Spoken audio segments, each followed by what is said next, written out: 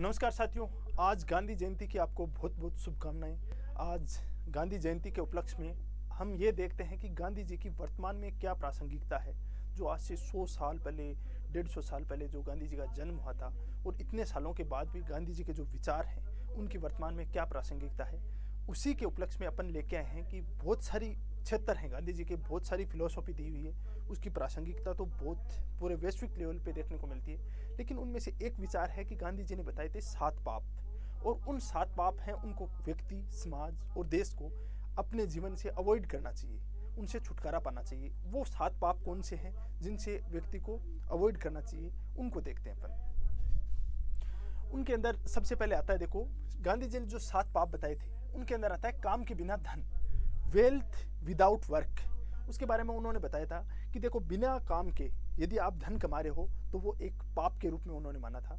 जैसे कि बहुत सारे आपने देखा होगा कि पूंजीपति लोग हैं, वो मतलब पूंजीपति कह सकते हो, या जो कृषि क्षेत्र के अंदर पहले आप टिनेंट देख सकते हो, जो सामंत लोग थे वो कृषकों से काम करवाते थे और उनको बहुत ही कम इसके प्रति जो मजदूरी देते थे और पूरा का पूरा धन खुद खा जाते थे। तो खुद काम भी नहीं करते थे, काम करते थे मेनली किसान करते थे, और उसके बदले जो धन है वो किन को प्राप्त होता था, जो सामंतों को प्राप्त होता था। तो उसको अपन कह सकते हैं वेल्थ विदाउट वर्क के रूप में कह सकते हैं। उसके बाद आता है अंतरात्मा के बिना सुख, प्लेजर विदाउट कॉन्शियस। भाई बिना अंतरात्मा के यदि आपको खुशी प्राप्त हो रही है तो वो एक पाप के रूप में है। जैसे आप कोई स्टंटबाजी कर रहे हो कहीं पे रोड पे, अब उस स्टंट से आपको भी नुकसान हो सकता है और जो सामने वाला व्यक्ति है उसको भी नुकसान हो सकता है। वो एक अंतरात्मा आपकी उस चीज़ के लिए गवाही नहीं दे रही है कभी भी, फिर भी आपको उससे यदि खुशी मिल रही है तो वो एक पाप के रूप में जानी जाती है। उसके बाद आता है मानवता के बिना विज्ञान। ये तो पूरे वैश्विक लेवल पे बहुत बड़ा एग्जाम्पल है कि यदि विज्ञान है वो व्यक्ति का, समाज का, देश के विकास में बहुत बड़ा योगदान देती है, लेकिन उसमें यदि ह्यूमैनिटी नहीं है, मानवता नहीं है, तो ये बहुत बड़ा चैलेंज उत्पन्न हो सकता है पूरे वर्ल्ड लेवल पे। और ओसामा बिन लादेन है वो इसका सबसे बड़ा एग्जाम्पल है।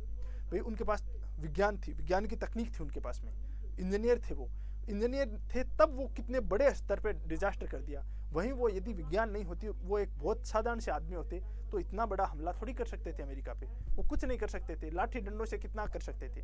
तो विज्ञान है, उसके साथ में मानवता होना बहुत जरूरी है। आगे आता है चरित्र के बिना ज्ञान।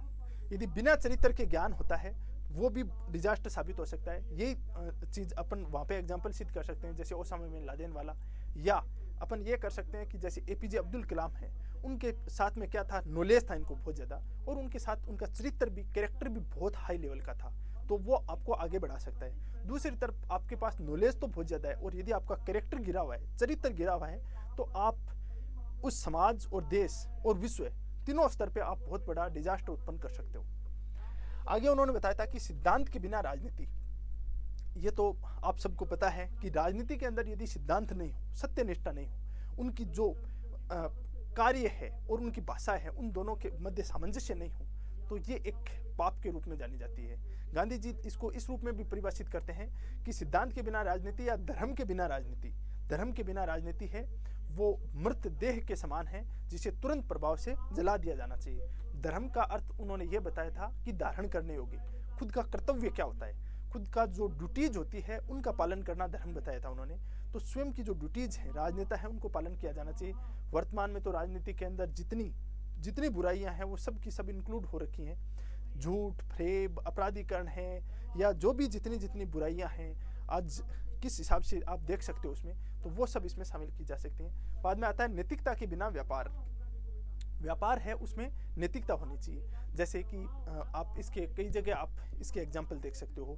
वो एग्जाम्पल ये है कि जैसे व्यापार है उसके अंदर पूरा लाभ है वो सिर्फ व्यापारी है या जो मेन व्यक्ति है उसके द्वारा उसका लिया जा रहा है, जबकि जो व्यापारी है या जो उद्योगपति है वो समाज के, उस देश के संसाधनों का उपयोग करता है। जैसे कई बार अपन कहते हैं कि अंबानी है या अडानी है वो अपने दम पे आगे बढ़ रहे हैं। अपने दम पे नहीं कह सकते, वो कहीं ना कहीं संसाधन है उनका, समाज के संसाधन है, देश के संसाधनों का उपयोग कर रहे हैं। वो पोल्यूशन फैला रहे हैं अपनी इंडस्ट्री से, उसका नुकसान किसको हो रहा है, समाज के लोगों को हो रहा है उसका। ऐसा तो है नहीं वो खुद उसका पूरा कंज्यूम कर रहे हैं। तो उनके प्रति भी उनका एक दायित्व होना चाहिए। तो व्यापार है उसमें भी आपको नैतिकता होनी चाहिए, नैतिकता विहीन नहीं होना चाहिए। या जो कोचिंग इंस्टीट्यूशन है उनके बारे में देख सकते हो कि भाई आपको कैसे भी झूठ फरेब करके आपको यदि फंसा रहे हैं और उसके बाद में आपके साथ जो उन्होंने बात की है उसके हिसाब से आपके साथ ट्रीट नहीं करते हैं, तो वो भी नैतिकता के बिना व्यापार में शामिल होता है। उसके बाद आता है त्याग के बिना पूजा। पूजा जो धर्म के क्षेत्र में जितना आडंबर हाल के वर्षों में बढ़ा है, बहुत बड़े स्तर पे बढ़ा है। आप बहुत सारे जैसे धर्मगुरु हैं उनको देख सकते हो, त्याग तो बिल्कुल है नहीं उनका। बहुत बड़े बड़ी गाड़ियां हैं, ऑडी मर्सिडीज में घूम रहे हैं, उनके महलों जैसे उनके जो उन्होंने आश्रम बना रखे हैं उनमें रह रहे हैं। तो पूजा यदि आपको करनी है तो बिना त्याग के कर रहे हो तो उसका कोई अर्थ नहीं है, वो पाप के समान है। त्याग होना चाहिए आपको।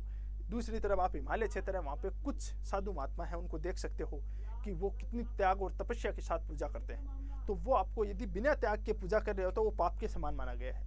और यदि इन सभी जो पाप बताए हैं गांधी जी ने, इन पाप हैं उनको यदि सब व्यक्ति के स्तर पे, समाज के स्तर पे और राष्ट्र के स्तर पे इनको अवॉइड किया जाए तो एक बेहतर समाज और राष्ट्र का निर्माण किया जा सकता है इसका। तो इस रूप में ये एक बहुत ही प्रासंगिक सिद्धांत दिया था, 7 पाप बताए थे गांधी जी ने।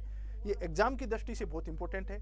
एग्जाम जैसे अब की बार पबेड वाला है उसमें ये सीधा सीधा आया था, इथिक्स में आता है ये सीधा सीधा, आपके ये याद होने चाहिए पूरे पूरे सीक्वेंस वाइज।